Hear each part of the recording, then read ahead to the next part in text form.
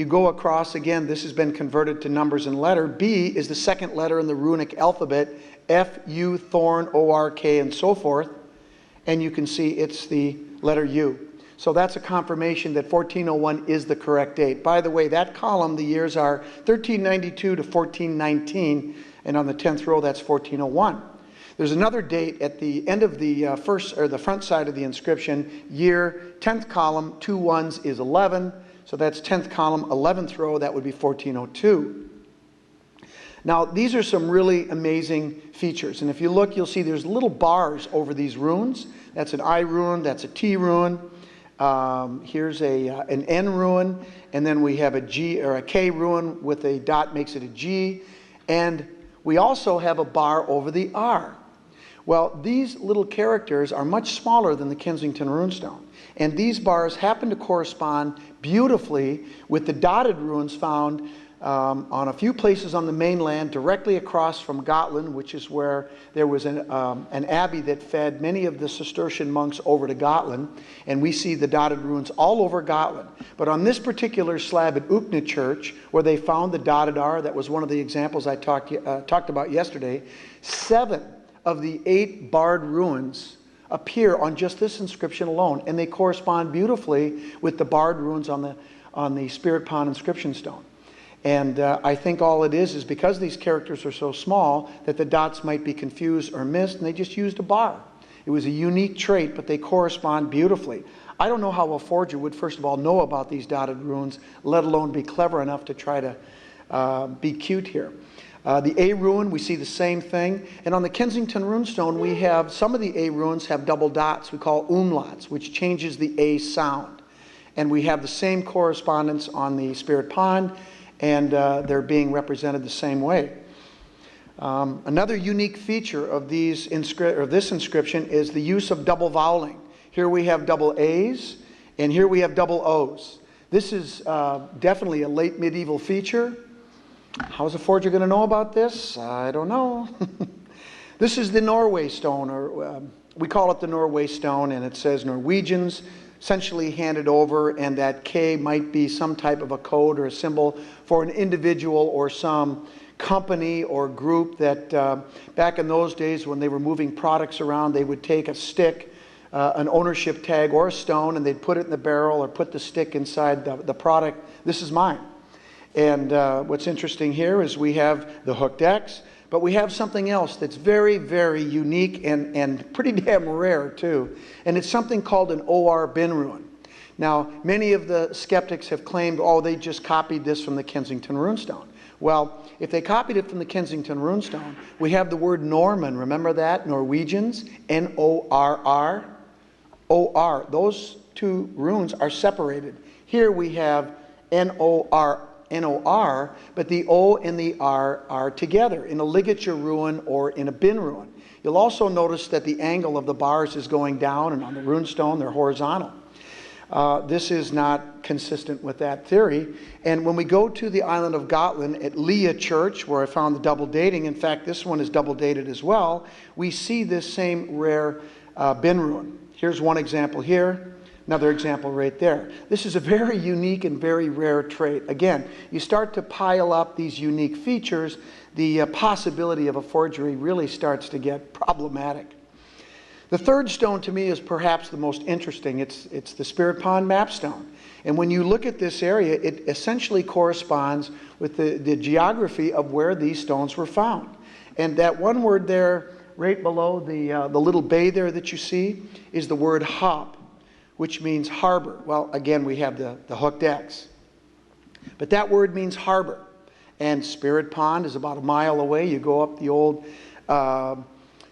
drainage area there, the river, and you go right into this protective bay. It works beautiful as a harbor.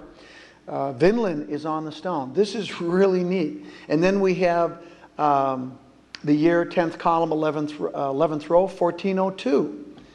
And then we have a bunch of runes here that basically say, with word separators, that says takes 2 days. And then there's an arrow. You can't quite see it there, but I'll show it to you in a second. Lower right of that third photo, there's an arrow pointing to the right.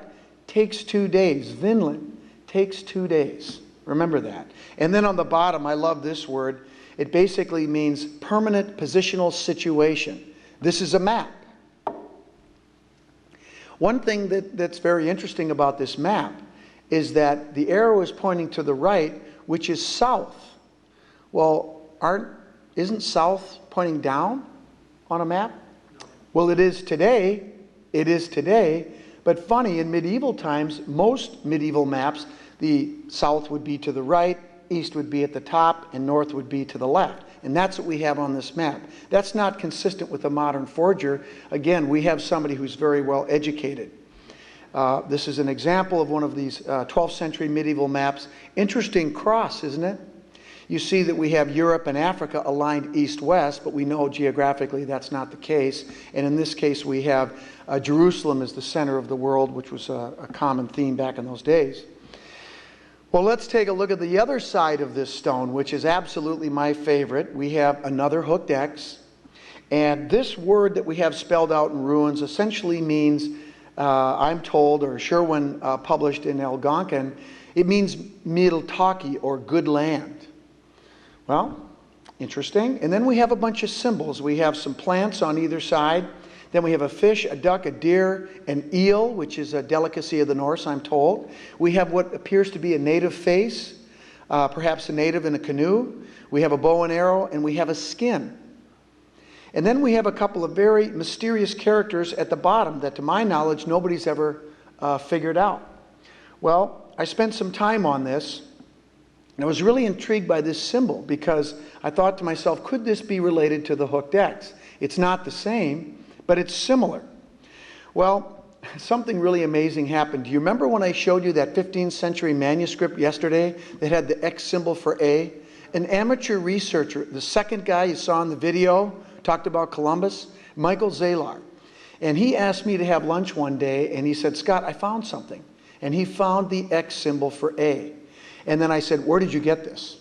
He said, at the University of Minnesota Library, David King, published in 2001. And I said, we're going over there right now. I bought him lunch. I marched him over to the university library. He found the book. I'm a member of the library. I checked it out. And that night I stayed up till about 2 in the morning going through every single page. And on page, I think it was 248, I found something. And it was a picture of a plate from an astrolabe. And I'm telling you, I woke up. My wife, Janet, was sitting next to me, and she had fallen asleep, and her head was on my shoulders, and she wanted me to hurry up and go through the book. I said, no, one page at a time. So she'd fallen asleep, and when I saw this, Janet, she woke up.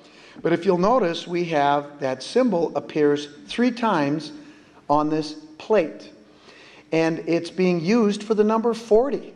How clever is that? Combining the Arabic 4 with the Roman 10. And you know it's being used for 40 because if you look on this astrolabe, right in the middle there, which is straight up vertical in the sky, 90 degrees from the horizon, you see the L, the Roman L for 50, and then you see our symbol, 90 degrees. Well, I got pretty excited, and then I went on the internet and I started looking at astrolabes. I bought a couple books, and I ended up looking at almost 600 astrolabes. This is the only one that has that symbol out of 600. Now, there might be one out there, but I can't find it. So I decided to go over to see this thing, which was at Oxford Museum of the History of Science. I made an appointment, and on the way, I picked up some stranger who was hitchhiking on the road. He couldn't drive a car worth a darn. I'm sorry, Niven, it was me that was driving. But anyway, that's an inside joke. But I brought Niven with me because you'll find out in a second. And we examined that astrolabe. Every one of these plates has that symbol. And what's interesting is that we found a date. We looked in the literature, and they had a write-up. And you know when this thing was dated to, this astrolabe, when it was made? 1350 to 1400. Apparently, it validates the date, the Easter table date that Dick came up with. I think it does. Well, this is pretty exciting, and I don't know anybody that knows about this, but something else happened.